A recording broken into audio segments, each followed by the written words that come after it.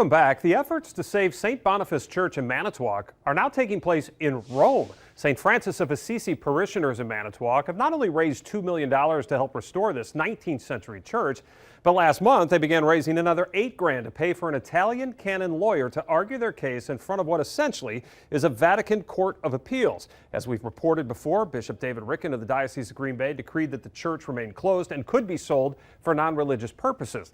Now, the parish had closed the church after merging with other parishes. The last Mass at St. Boniface took place on Easter Sunday in 2013. Two written appeals to Rome to keep the church were unsuccessful, and this in-person court will be the final decision for the Vatican. And we welcome in John Maurer and Emily Bauman. They are parishioners from St. Boniface, and they have been active in trying to keep this alive, if you will, for lack of a better phrase. So we talked about where things are right now in Rome. What kind of updates are you receiving from the attorney that you've hired over there to argue your case? Sure, yeah. So we had already worked with two different courts at the Vatican. Unfortunately, we didn't have a satisfactory response that we were looking for. So now we are hiring a lawyer, our canon lawyer, to go through this next court that requires an Italian attorney to represent our case there. Okay, so this is the Congresso Apostolique Signatura. My daughter studied in Italy and is an Italian minor, so I really got help on the pronunciations here. But what do you know about these proceedings, how long they may take, and how successful you are? Because essentially this is the third and final stop in the appeals process.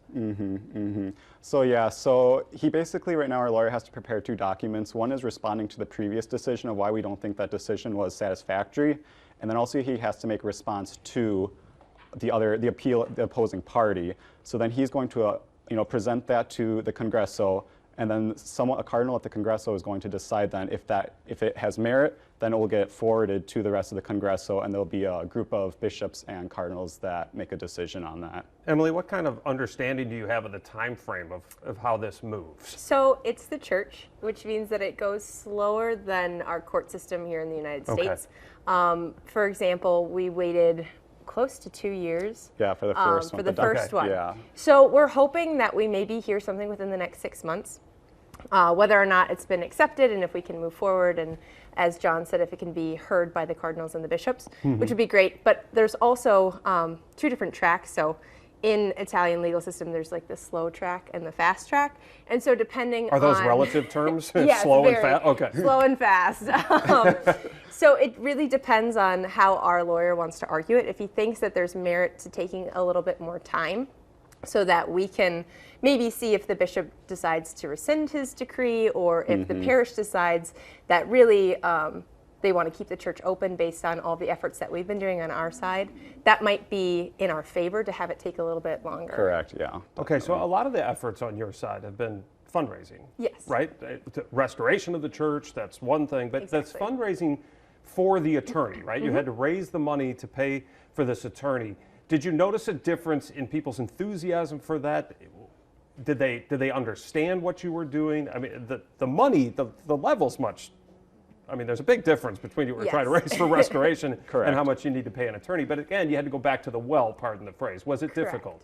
No, I was very surprised at, I wasn't surprised, but I was very happily surprised at the amount of outpouring of support. I mean, we had almost 100 people donate now. We're close to our goal of, the 8,000. So, I mean, just like that outpouring of support is like another thing. It's like there is support, near and far, for St. Boniface. And not to mention, aside from the financial support, the amount of messages that I've received on the GoFundMe, I mean, we had messages from across the U.S., a lot local, but across the U.S., of people saying, we don't have old churches like this where we live. I had someone from Colorado message me. They're like, you guys are so lucky. You don't understand what you have there in the Midwest. But you do understand. Right. Yes. Getting the people in power to understand what it means. Exactly. Right? Yeah. To you. Yeah. A conversation we were just having. We were talking about how these churches and these parishes offer pilgrimages where they're pay $3,500 to go to Italy or to South America or to Mexico to see these beautiful churches. And we have a beautiful church, a feat of architecture in our backyard that is being wasted, essentially. And we're going to look back on this in 100 years and be like, how shameful it was that we allowed this church to be destroyed, when it really was a feat of architecture as well as a historical significance for the community and the parishioners of this parish. In your minds, does saving this from being wasted, your words, rests solely in the hands of what's taking place in the Vatican right now? I don't think so. My hope is that what we're doing here in the grassroots efforts is going to stir in the hearts of the Green Bay Diocese and the parish itself to maybe recognize that what they have decreed is not necessarily the best thing for the community. Yeah. But as of late November, that hadn't changed. They put out a letter. The parish said we are still following along this course, and we expect the news out of Rome this final time to be the same as it was the previous two. Yeah, correct. And I think it's important to remember as well, parishioners own their church legally at the end of the day. So, I mean, priests come and go out of a city, but the parishioners remain constant in the city. So we have some investment in our local community and our church because we own it, so to speak. And I think it's also important to note that the Church of St. Boniface was built for the community of Manitowoc, so it's not just for the Catholics in Manitowoc. And that's something that we've been trying to express, is that this building can be used for so many things, including liturgical worship, but also it has an original pipe organ that still works and sounds beautiful. You can have organ concert.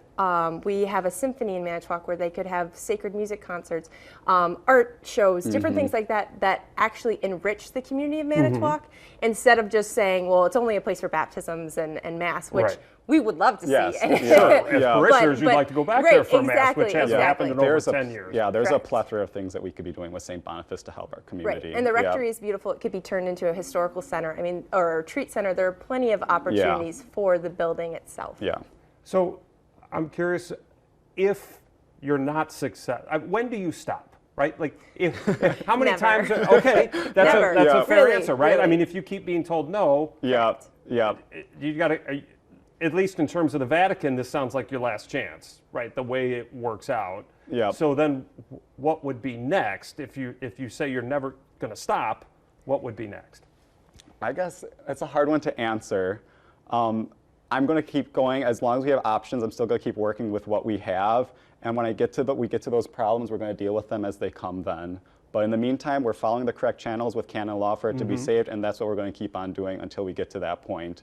And my hope would be to continue to garner community support, because I feel like if we have the city of Manitowoc saying we don't want to see this building be destroyed, that carries more weight than the two of us sitting here and saying we don't want the church destroyed, because we know that there's plenty of support, not only in Manitowoc, but like he said, we've had messages from people all over the country say we've watched churches be destroyed and our parishes have regretted those decisions, and we're sitting in the aftermath of now there's no way of getting those churches back. So we would like to do everything that we can to make sure that doesn't happen and that our community doesn't live in regret for the next 100 years. What's gone is gone, especially something with this historical significance. Once it's gone, we're never going to get it back. So there's something we have to stand up for at this moment for it.